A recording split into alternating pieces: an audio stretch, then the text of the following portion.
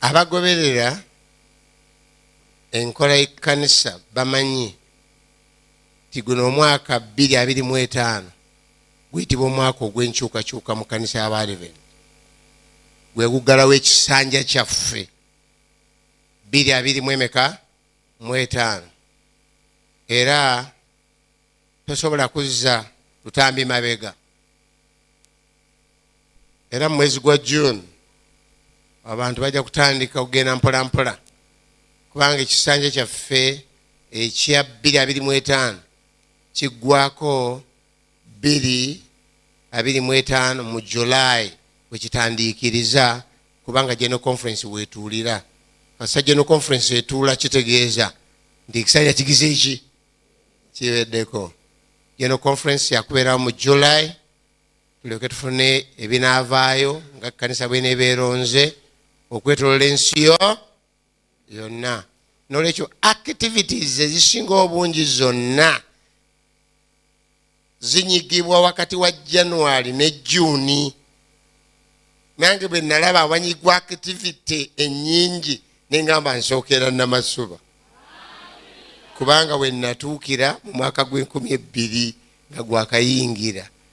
Kakati nange linjagala nzije mbeereko nammwe mu September, October, around there division lwejja okutuula okulonda ba division departmentals. Jukira ba officers ba divisions balondebwa ku General Conference, naye ate bwe badda ne bagenda ku divisions ne balyoka balonda aba departmentals ne ba officers aba unions ez'enjawulo okwetolola ensi yonna. Era ba union abanakulembera union yaffe bajja kuba nga balondeddwa okuva e Nairobi.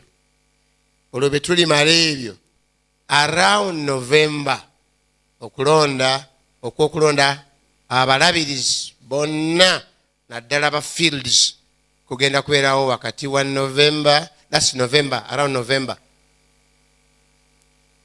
Then conference olubeerera yesembayo era nalabye ku program nga kirabika nga kyo kisikiddwa okuyingirako eri, naye newankubadde nga kisikwa nekiyingirako mu 2026 naye era kiba kya 2025.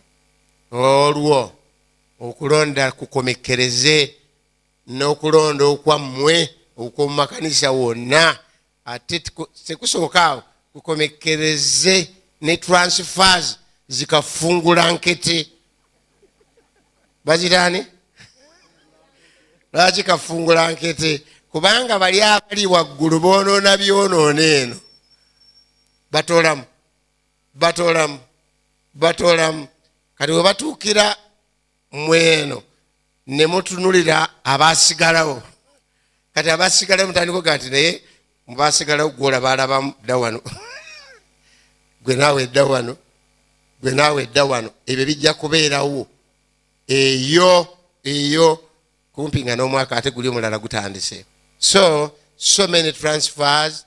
That's why olwaleero twabadde beegendereza nnyo obutakola nkyukakyuka nnyingi nga twekengera olwa namutikwa ayinza okukola ki okujja mu maaso. Twagala tutabule bantu kyetwavudde tukwata ku areas zokka ezabadde zetaaga okukyusa n'okujjuza ebirala bibeere nga bwe biri okutuusa nga enteekateeka ya GC emaze okugwa, division, unions ne fields, tulyoke tumanyi bwe tuyinza okutereeza ate n'okulonda abakadde b'amakanisa n'abalala kulyoke kugenda mu maaso. Ebyo byonna byafekitinga abayimubulizi wa kika ki ku ddaala ki yenna bimuzingiramu. So eyo enteekateeka ate enteekateeka eyo ng'ejja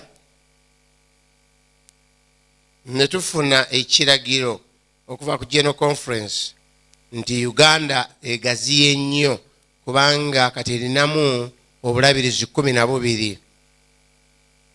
Ekyo ne kibanga kitegeeza nti obungi bwa administration ekaluba eya Ssaabalabirizi.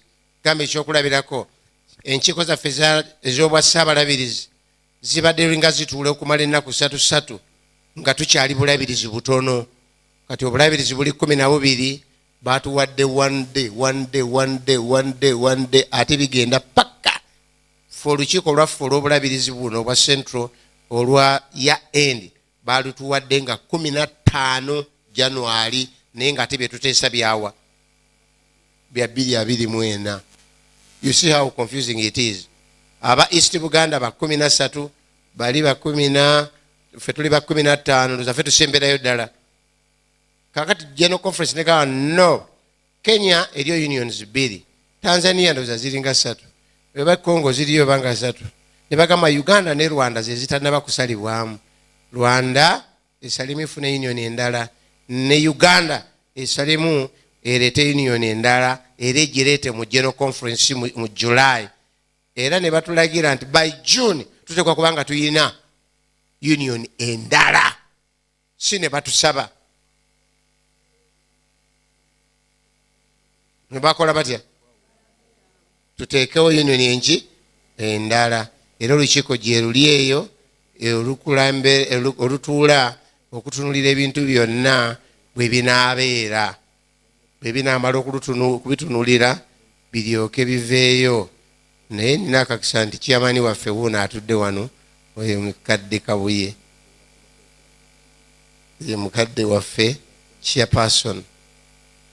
Naye ng'ebinaavaamu tujja kubitegeera ebbo tujja kubanga bwe tugenda mu General Conference nga yo union etandise. Bani abaligibaamu simanyi, tubirinda bibeerewo. N'olwekyo enkyukakyuka ndowooza olaba nga nnyingi, union ziri 2. Ekyo tekyewunsa eri abadde babuuza ebibuuzo kale ate be zibaawe 2 bakibishop tunabeera tutya n'ababiri. Tanzania eriyo 3 nawala waliwo n'abalina 3 balira gye bali. Ate ekyo tekikola. We are not copying from other religions. We are following our own program as Seventh Adventist Church. Muntegedde bulungi. So tulinzeeko ebinaavaayo abalala batya ate bayinza okusalamu ne bagamba Kampala ddeeno.